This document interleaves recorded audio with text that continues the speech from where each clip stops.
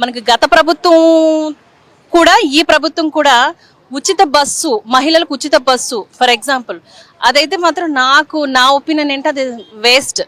నాకు బైక్ ఉంది కానీ ఇప్పుడు సాధారణమైన ప్రజలు, నార్మల్ పిల్లలు, నార్మల్ మనుషులకు కూడా అందరికీ ఏదో ఒక 2 వీలరో 4 వీలరో అందరికీ ఉంది. పెట్రోల్ రేటు తగ్గించేటట్టు ఇప్పుడు ఆల్రెడీ మనకి అది కూటమి ప్రభుత్వం కాబట్టి అట్నుంచి అడుగులు వేస్తూ పెట్రోల్ అయితే అది అందరికీ ఉపయోగపడుతుంది. ఇప్పుడు నేను ఎందుకన్నానంటే మనకి బస్సు అనేది అలా అయినట్టయితే ఆటో వాళ్ళు చాలా ఇబ్బంది పడతారు.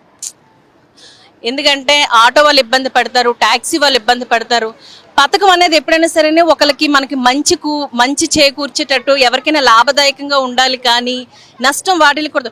ఒకవైపు వీళ్ళకి మహిళలకి మనకి మంచి జరుగుతుంది అని మనం అనుకుంటాం, కానీ సైడ్ నుంచి వాళ్ళకి చెడే జరుగుతుంది. ఇప్పుడు అందరూ బయటకు, ఇప్పుడు హైదరాబాద్లో మనం ఫర్ ఎగ్జాంపుల్ చూసుకున్నట్లయితే బస్సులో వాళ్ళు ఎందుకు వెళ్తున్నారో ఎక్కడికి వెళ్తున్నారో తెలియదు. ఇప్పుడు కార్పొరేట్ దీంట్లో ఉన్న వాళ్ళైతే మహిళలకైతే వాళ్ళకి ఆల్రెడీ క్యాబ్ అది వాళ్ళు ప్రొవైడ్ చేస్తారు. సో నో ఇష్యూ, వాళ్ళకైతే ప్రాబ్లం లేదు.